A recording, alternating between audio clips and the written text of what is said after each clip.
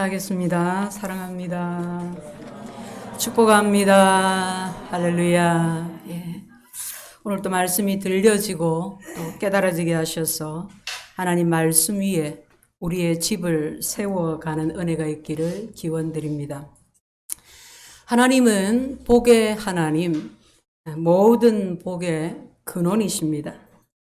천지를 창조하시고 하나님의 형상을 따라서 사람을 만드시고 그 사람에게 하나님의 복을 주시고 세상을 다스리게 하셨습니다.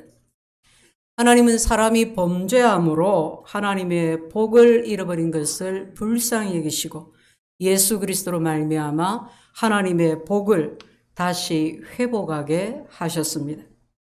하나님은 우리가 복되기를 원하십니다. 하나님의 복으로 우리가 행복하기를 원하십니다. 특히 하나님은 하나님의 복을 우리에게 전해 주시려고 이 땅에 두 기관을 세우셨습니다. 하나는 가정이고 하나는 교회입니다. 이 땅에 가정과 교회를 하나님의 복을 주시는, 하나님의 축복을 전해 주시는 통로로 세우신 것입니다. 이 땅에 많은 기관들이 있습니다. 그런데 그 어떤 기관들보다 가장 영적으로 많은 공격을 받는 곳이 바로 가정이고 교회입니다. 수많은 가정들이 신음합니다. 깨어지고 있습니다. 깨어지는 이유가 성격 차이다. 성격이 안 맞아서 못 살겠다. 그런 이유가 제일 많고 혹은 경제적인 어려움 때문이라고 합니다. 그러나 사실 우리가 신앙의 눈으로 바라볼 때에 사실은 그것은 표면적인 이유일 뿐이지 실제로는 그렇지가 않습니다. 실제로는 영적인 것에 원인이 있습니다. 많은 가정들이 위협을 받고 있습니다. 부부관계가, 부모-자식 관계가 위협을 받고 있습니다. 부모 자식 간의 갈등이 심각한 사회 문제가 된 것이 어제 오늘의 일이 아닙니다. 자식을 버리는 부모가 또 부모를 외면하고 포기하는 자식들이 갈수록 늘어나고 있습니다. 가끔 보면 해외 입양아가 장성해서 고국에 자기 부모를 찾는다 하는 그런 기사를 보게 됩니다. 그런데 그 해외 입양아의 나이가 30대고 40대고 그래요. 전쟁 고아가 아니라는 말입니다. IMF를 겪을 때에 부쩍 고아원의 아이들이 늘었다고 합니다. 또 요즘에는 너무 어린 나이에 미혼부, 미혼모가 되어서 본인들이 양육을 할 수가 없어서 아이를 고아원에 맡기고 부부가 이혼하면서 아이를 고아원에 맡기고 또 더러는 정말 피치 못할 어떤 사정이 있어서 자기 아이를 고아원으로 맡깁니다. 어떤 이유에서든 부모가 자식을 버리고 자식을 버리는 이러한 세대에 우리는 어떻게 건강한 가정을, 어떻게 하나님의 축복의 통로인 가정을 잘 세우고 잘 회복해서 하나님이 주시는 복을 우리가 체험하고 뿐 아니라 자자손손 대대로 이 복을 물려줄 수가 있겠습니까? 함께 봉독한 본문은 4절까지 짧은 내용입니다. 이 짧은 내용은 크게 두 부분으로 나뉘어집니다. 1절에서 3절까지는 자녀에 대한 하나님의 명령이고 4절은 부모에 대한 하나님의 명령입니다. 어떻게 하나님의 복으로 충만한 행복한 가정을 이룰 수 있을까요? 하나님께서 자녀들에게 명령합니다. 부모에게 순종하고 부모를 공양해라. 누가 이걸 모르겠어요? 그죠? 너무나 당연한 말씀이고 다 아는 말씀입니다. 어렵지도 않습니다. 그래서 잘 알고 있습니다. 그래야지요. 부모에게 잘해야지요. 그러면서 의외로 쉽게 그냥 지나칩니다. 왜 그럴까요? 우리는 이미 교회 다니기 전에도 부모를 공경하라 하는 말씀에 익숙해 있습니다. 이미 우리는 학교에서, 집안에서, 또 우리 사회의 가치관이, 또 전통 문화 속에서 유교를 통해 부모를 공경하고 부모에게 순종해야 하는 것을 너무나도 당연하게 배워왔습니다. 그래서 자녀들아, 주 안에서 너희 부모에게 순종하라 하는 이 말씀을 하나님의 말씀으로 새기지 못한 것 같습니다. 하나님의 말씀으로 받지 않으면 말씀이 우리에게 능력으로 나타날 수가 없습니다. 하나님의 생명과 능력의 말씀을 체험할 수가 없는 것입니다. 사랑하는 성도 여러분, 그동안에 여러 가지 효에 대한 개념과 방식들, 마음속에 있는 모든 전통적인 것들을 다 지워버리시고 이제부터는 정말 나에게 말씀해 주시는 하나님의 말씀으로 다시 들으시기를 바랍니다. 아멘. 하나님은 자녀들에게 주 안에서 순종하라 하고 말씀하십니다. 여러분, 이 주 안에서를 두고 이 말씀을 부모에게 순종하느냐 하지 않느냐의 경계선을 삼아서 부모가 그리스도인이면 순종하고 그렇지 않으면 순종하지 않아도 된다 하는 뜻으로 해석을 하기도 하는데 전혀 그런 뜻이 아닙니다. 주 안에서는 주님 때문에, 주님으로 말미암아 그런 뜻입니다. 자녀들아, 너희 부모에게 주님 때문에, 예수님 때문에 순종해라. 그 말씀입니다. 부모가 그리스도인이라서 혹은 부모가 너무 존경할 만하기 때문에 부모가 부모의 자격이 충분해서 순종하는 것이 아니라 그 부모님 뒤에 계신 하나님을 바라보고 그런 부모를 내 부모로 삼아주신 하나님의 섭리를 바라보고 주님 때문에 네 부모에게 순종하라고 명령하시는 것입니다. 부모에 대해 자녀가 순종해야 하는 것은 상대적인 것이 아닙니다. 부모가 이랬기 때문에 이러는 것이 아닙니다. 인격적으로 너무나 훌륭해서 그냥 순종할 마음이 펑펑 막 쏟아나서 그래서 순종하는 것이 아닙니다. 다만 부모이기 때문에 하나님은 우리에게 순종을 절대적으로 명령하고 계십니다. 부모에게 순종하라. 왜요? 이것이 옳으니라. 이것이 옳다. 옳다라는 그 헬라어 원어가 디카이오스 했는데 하나님의 의, 거룩, 그렇게도 쓰였습니다.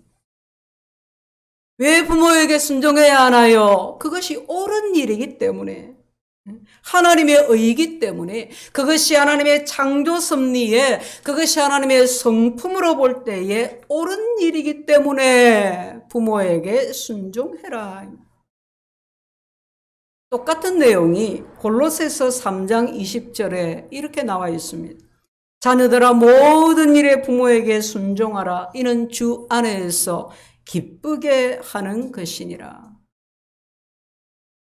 부모에게 잘하지 못한 저로서는 부모에게 순종하라, 공경하라 이 말씀이, 또 오늘 이 말씀이 참으로 하나님 앞에서 자신을 보게 되고 회개하게 됩니다. 내가 청년 시절에, 내가 좀 더 나이 어릴 때에 이 말씀을 바로 깨달았더라면, 혹은 내가 결혼하기 전에 부모님과 함께 살 때 미리 좀 더 잘 알았더라면 부모에게 순종하고 부모님 마음을 좀 더 잘 헤아리고 더 많이 부모를 기쁘게 해드렸을 텐데 부모를 기쁘게 할 생각을 안 한 거예요. 그런 아쉬움이 너무 많이 들어요. 유교에서 말하는 효가 아니라 하나님의 말씀으로 받으시기를 바랍니다. 부모에게 순종하는 것은 옳은 일입니다. 그러면 어디까지 순종해야 합니까? 순종의 범위가 뭡니까? 교회 다니는 것을 반대합니다. 믿음 생활을 반대합니다. 그럼 어떻게 해야 합니까? 여러분, 예수님은 친히 우리에게 자기 부모를 주님보다 더 사랑하면 주님의 제자가 되기에 합당하지 않다고 말씀하셨습니다. 순종의 범위는 하나님의 권위를 인정하는 범위 안에서입니다. 하나님의 권위를 인정하는 그 범위 안에서 모든 일에 부모에게 순종해야 합니다. 자녀들아, 자녀들아. 여러분, 이 말은 그냥 모든 자녀의 똑같은 단어를 쓴 게 아니라 조금 다르게 썼어요. 부모의 권위 아래에 있는 자녀를 지칭할 때 썼어요. 테크난 자녀들아, 부모 권위 아래에 있는, 부모 슬하에 있는. 우리는 부모의 권위 아래에 있을 때 부모에게 순종해야 합니다. 그러면 결혼한 다음에는요? 결혼한 다음에는 어떻게 해야 합니까? 본문에서 뚜렷하게 구별하고 있는 것은 아니지만 성경 전체의 가르침을 놓고 볼 때 결혼한 이후에도 여전히 부모에게 순종해야 할 것을 순종하는데 특별히 공경을 해야 합니다. 유교의 가르침과 확연하게 다른 부분이 이 부분입니다. 여러분, 유교는 언제나 가부장적인 제도 안에서 모든 것을 가르쳐 왔습니다. 결혼 후에도 부모가 언제나 자녀의 모든 일들에 개입하고 결정하고 지시하고 그것이 관습이었습니다. 여러분, 옛날에는 한 집에서 모두 모여 살았어요. 요즘 드라마에 보면 부자들은 모여 살아요. 자식 결혼시켜도 모여 사는데 대체적으로 그렇진 않죠, 그죠? 근데 예전에는 가난해도 대체적으로 결혼한 큰아들도 같이 살고 작은 아들도 같이 살고 다 같이 모여서 살았어요. 뭐 큰 집에 같이 살거나 또는 한 동네에 같은 집안 사람들이 모여 살았어요. 그 집안의 아버지, 그 집안의 권인자는 한 사람입니다. 그래서 결혼 후에도 언제나 그분의 말씀이 법이고 그분의 말씀대로 다 따라야 하고 그분은 언제나 집안 대소사에 개입하고 결정해 주는 그런 권위자였어요. 그런 아버지였어요. 여러분, 유교는 결혼 전에 부모의 권위 아래에 있는 자녀의 위치와 결혼 후에 독립된 가정을 이룬 자녀와 부모의 관계를 정립해 주지를 못합니다. 그러나 성경이 뭐라고 하십니까? 성경은 결혼의 첫 번째 의미를 부모를 떠나는 것이라고 말씀합니다. 영적으로, 정신적으로, 특히 경제적으로도 부모를 떠나야 합니다. 경제적으로 독립할 수 있을 때 결혼을 해야 돼요. 그리고 부모는 자식을 떠나 보내야 합니다. 성경은 이것을 분명하게 구분하고 있습니다. 결혼 전 자녀는 부모의 권위 아래에서 순종을 배웁니다. 그러나 결혼 후에 가정을 이루면 부모를 공경해야 합니다. 그러면 부모 공경은 어떻게 하는 걸까요? 두 가지 방법이 있습니다. 부모 공경은 첫 번째는 부모의 권위와 부모의 위치를 인정하는 것입니다. 부모를 부모로서 존중하는 것입니다.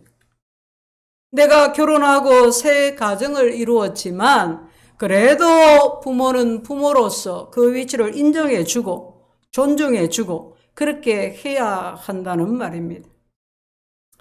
여러분, 부모는 나이가 들면 여러 가지로 자식보다 못한 경우가 많습니다.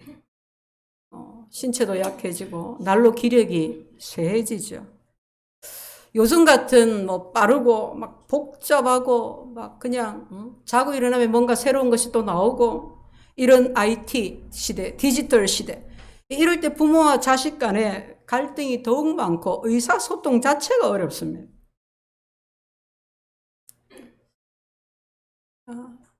유명하신 목사님이 지금은 이제 원로 목사로 선교지를 자주 다니시고 또 교회에서 한 번씩 예배 때 설교도 하시고 그렇게 하시는데 80 하나 그 정도 되십니다. 아주 유명하신 목사님입니다. 그분의 설교가 아주 잔잔하고 은혜를 많이 끼쳤습니다. 근데 그 교회에 이제 중직자 어떤 분이 한 두 분이 그런 얘기를 하시더라고요. 목사님이 했던 말도 하고 했던 말도 하고 목사님 본인도 맨날 나는 똑같은 말한다 하고 성도들도 우리 목사님 맨날 똑같은 말한다 하고 또 요즘 코로나 때문에 큰 교회는 예배가 많잖아요. 주로 이제 일부 예배를 드리는데 그럼 이제 빨리 예배를 제 시간에 딱 맞춰서 싹 빠져나가고 또 다음 순서가 또 들어오고 이렇게 순서를 맞춰야 되는데 목사님 설교가 자꾸 늘어지니까 이 타임이 자꾸 늘어진다는 거예요. 그래서 제가 그랬어요. 연세가 드셔서 그렇습니다. 나이 들어서 그래. 그럼 부모님하고 대화를 해보면 했던 말 또 하고 또 하고 죄송합니다. 권사님 지사님 죄송합니다. 우리 어머니가 옛날에 그러더라고. 처음에는 뭔가 새로운 얘기를 하시는 거예요. 듣다가 한 5분 10분 지나가면 옛날에 들은 얘기 또 하고 계시는 거라. 근데 처음 하시는 것처럼 얘기를 하시더라고. 진지하게 막 하시는 거예요. 그래도 엄마 그 옛날에 했던 말인데 그래 한 적은 없어요. 끝까지 들어요 그냥. 그 열로 듣고 열로 나가요. 했던 말도 하고. 왜요? 자기가 그 말을 했는지를 모르시는 것 같아요. 잊어버리신 것 같아요. 그러니까 또 하시는 거예요. 또 하시는 거예요. 말도 느려집니다. 그죠? 걸음걸이도 느려집니다. 음식 맛도 잘 못 봅니다. 몸도 안 좋고 하는데 그냥 본인 드실 것만 해 드시라는데 뭘 자꾸 해가 갖다 줍니다. 그죠? 어릴 때는 맛있게 먹었는데 이제 나중에 갈수록 별로 맛있지를 않아요. 여러분 그래도 해다 주시면 감사하게 생각하고 맛있게 먹으세요. 그냥. 어머니가 자꾸 뭘 해주시니까 또 용돈도 드려야 되고 용돈 더 나가도 그렇게 하세요. 해주실 수 있을 때 하게 하세요. 그게 기쁨인 거예요. 여행도 같이 가십시오. 걸으실 수 있을 때. 걸을 수 있을 때.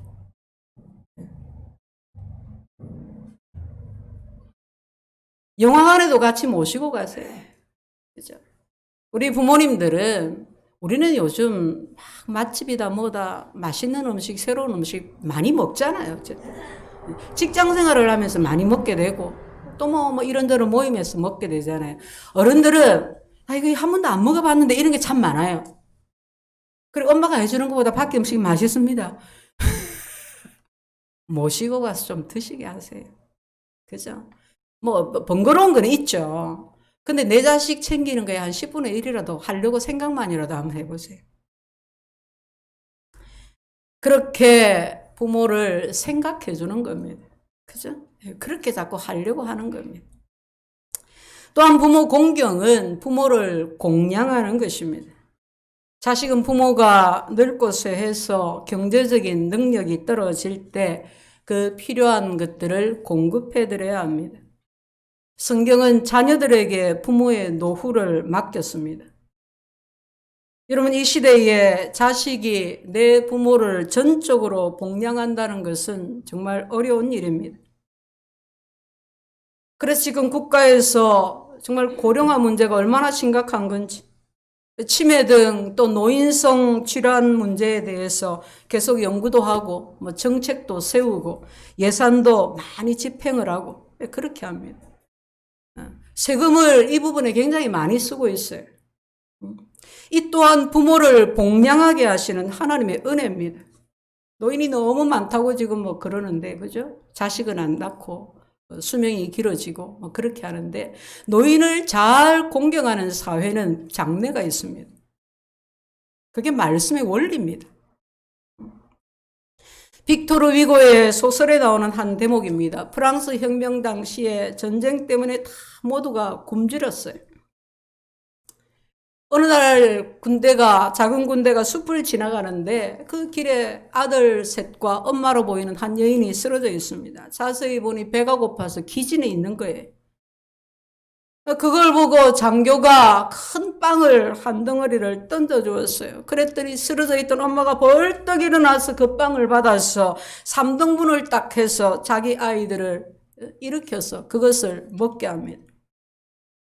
그걸 보고 있던 한 병사가 장교에게 아이고 저 엄마는 배가 안 고픈가 봐죠.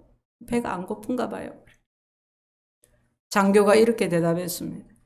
배가 안 고픈 게 아니라 엄마기 때문이야.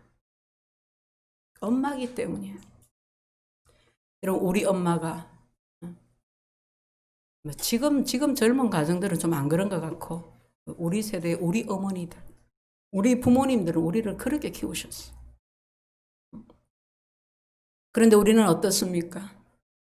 순종의 약속에 대해서 하나님은 이렇게 말씀하십니다. 이것이 약속 있는 첫 계명이니. 하나님이 사람에게 주신 첫 계명이 부모에게 효도하고 부모를 공경하라는 것입니다. 하나님께서 이렇게 말씀하십니다. 이는 내가 잘 되고 땅에서 장수하리니. 잘 되고 장수해야지, 그죠? 잘 되고 장수해야지. 죽지 못해서 겨우겨우 오래 살면 어쩝니까, 그죠? 잘 되고 장수. 부모 공경은 자식의 당연한 의무입니다. 그런데 하나님은 이 말씀 가운데 놀라운 축복을 약속으로 주고 계십니다. 네 부모를 순종하라. 네 부모를 공경하라. 그러면 네가 땅에서 잘 될 거다. 이 말은 하나님께서 부모에게 순종하고 공경하는 너에게 반드시 너를 축복하겠다는 약속의 말씀인 것입니다. 사랑하는 성도 여러분, 하나님의 이 말씀을 믿으십니까? 믿으시기 바랍니다. 하나님의 말씀을 믿는 자는 아무도 당해낼 수가 없어요. 누가 뭐라고 해도 하나님 말씀 믿는 거예요. 그렇다면 부모에게 효도하십시오.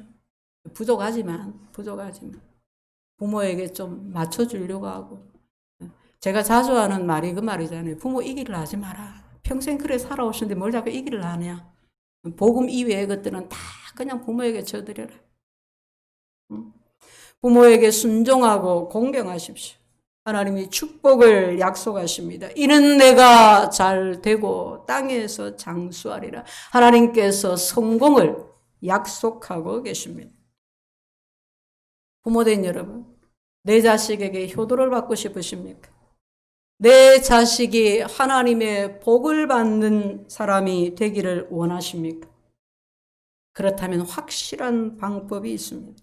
먼저 내가 내 부모에게 효도하는 겁니다. 그 효도하고 싶은데 효도할 부모가 없어요. 다른 분에게 하시면 돼요. 그죠? 선한 일들이 많이 있잖아요. 내가 내 부모에게 하는 말, 내 부모에게 하는 행동, 내 자식이 다 보고 배웁니다. 부모를 공경하면 복을 받는 것은 말씀의 원리입니다. 여러분, 세상 사람들도 효자라서 복 받는다 그러잖아요. 세상 사람도 부모에게 효도하면 복을 받는다고 합니다. 부모에게 그렇게 잘하더니 복을 받구나 그렇게 하잖아요. 그러나 우리가 세상의 풍습이나 유교적인 관습이 아니라 하나님 자녀로서 하나님 말씀의 원리를 따라서 부모에게 효도를 다하는 자녀가 될 수 있기를 축복합니다. 두 번째 행복한 가정생활, 하나님 주신 명령은 부모에게 주신 겁니다. 또 아비들아 너희 자녀를 노엽게 하지 말고 자녀를 노엽게 하지 마라. 아비들아 그랬어요. 부모들아 안 하고 아비들아 그랬어요. 우리가 당시 배경을 좀 생각을 해봐야 됩니다. 당시 에베소는 로마의 영향력을 받고 있었습니다. 로마 시대는 우리나라의 유교 시대와 상당 부분 비슷했습니다. 로마 시대는 아버지가 자식을 내다버리고 아버지가 자식을 죽이는 권한이 있었어요. 그런 강력한 가부장 중심의 사회였습니다. 내 자식이라도 마음에 안 들면 죽여요. 살아남을 수가 없었어요. 아버지 말이 곧 법이었습니다. 그래서 수많은 자식들이 아버지로 인해서 깊은 마음의 상처들을 많이 받았습니다. 이 하나님께서 에베소 성도들에게 그런 문화 속에서 그런 관습 속에서 살아가고 있었던 에베소 성도들에게 명령하시기를 아비들아, 부모들아가 아니요. 아비들아. 너희에게 아비에게 그런 강력한 고난이 주어졌다고 할지라도 너희는 너희 자녀 마음에 상처를 주고 너희 자녀 마음을 노엽게 해서는 안 된다. 그렇게 하지 말아요. 어떻게 할 때 자녀들의 마음이 노여워지느냐, 분이 화가 차느냐. 심리학자들은 그 첫 번째를 아버지가 화낼 때, 아버지가 화를 잘 내요. 아버지가 막 뻑하면 화를 내요. 유교에서는 아이는 어른보다 열등한 존재로 봅니다. 그래서 우리 뭐랍니까? 니 몇 살이고 나이도 어린기. 이 장가 갔나?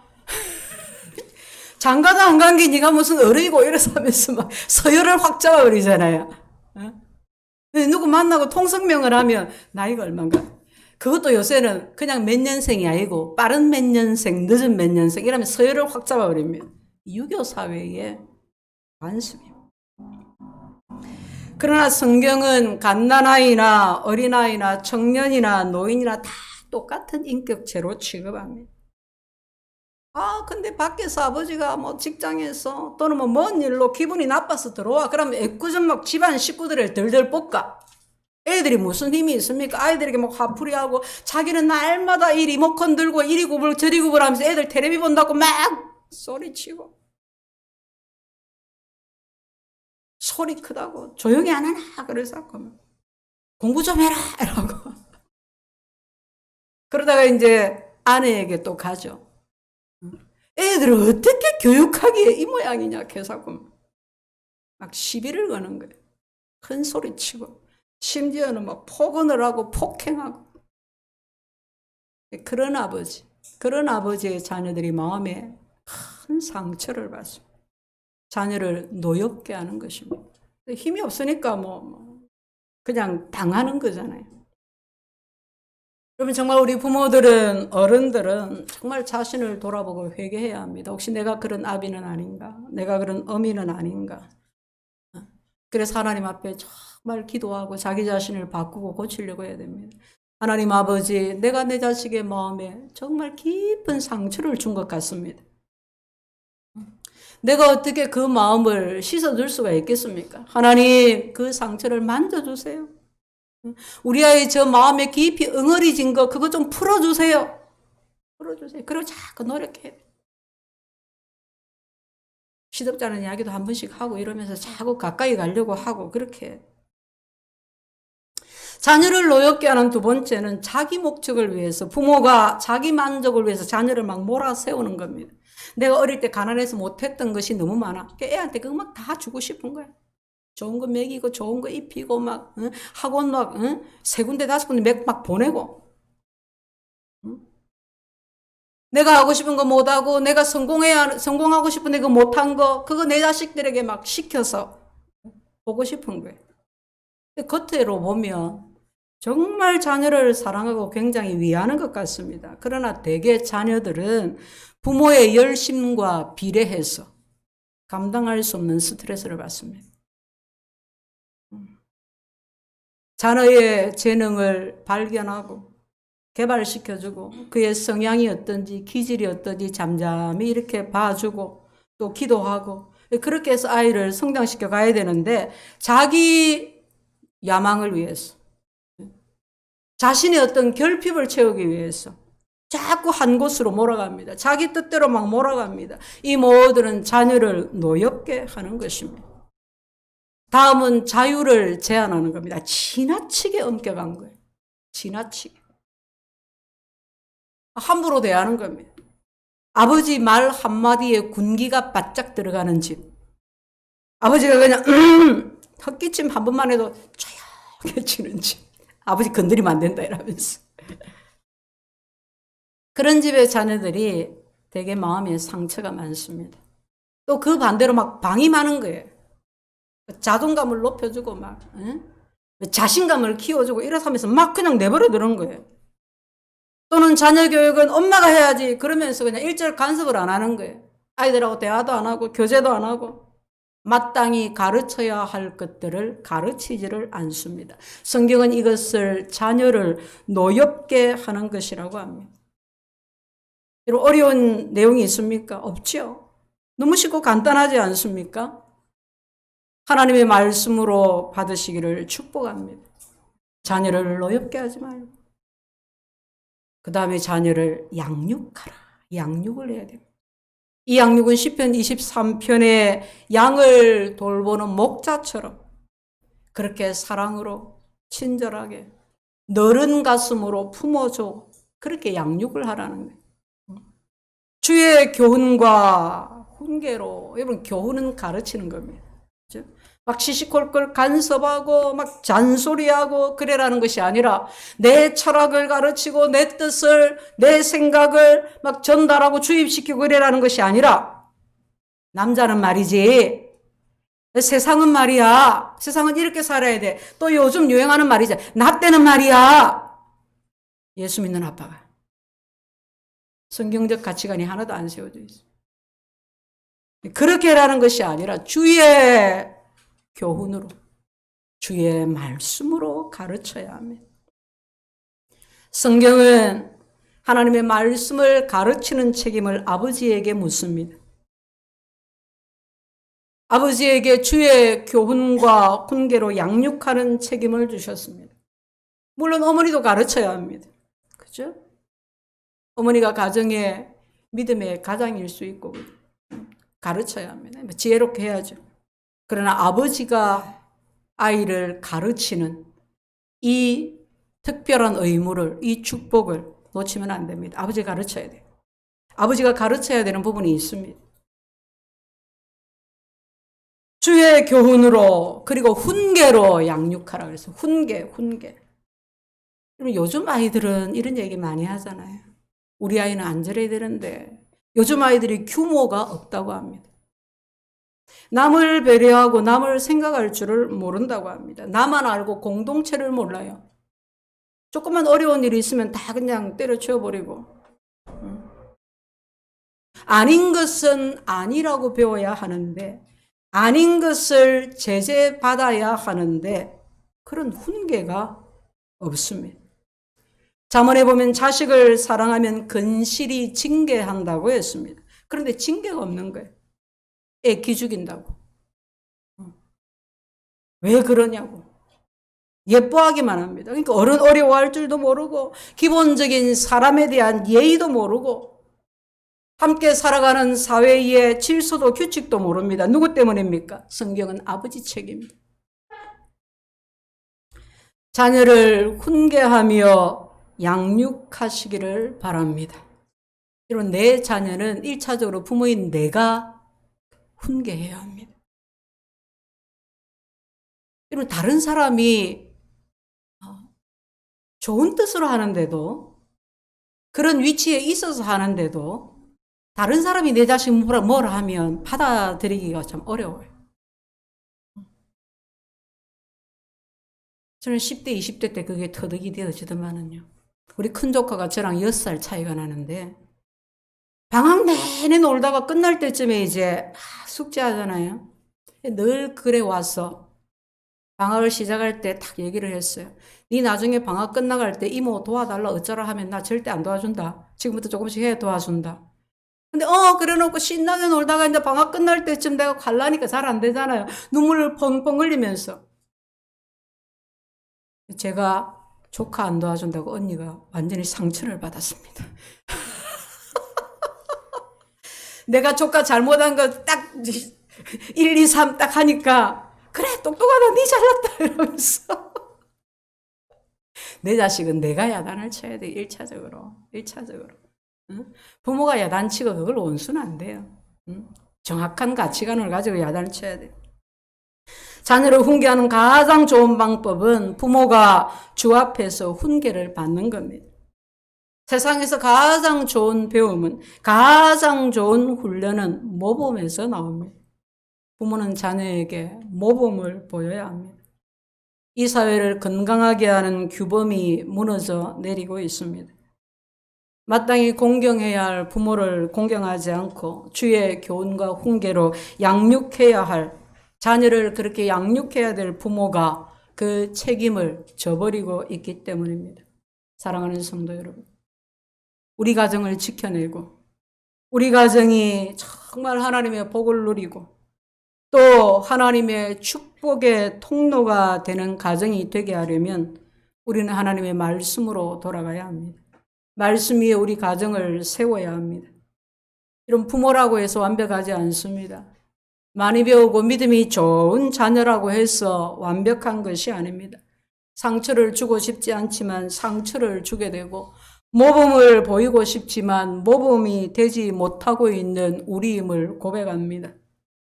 우리 모두 겸손하게 다시 주님 앞으로 다시 우리 주의 말씀으로 돌아가서 하나님의 축복을 누리는 가정이 되고 나아가서 이 땅의 가정들을 회복시키는 데 쓰임받는 행복한 주의 가정들 다 되시기를 축원드립니다. 아멘. 하나님 우리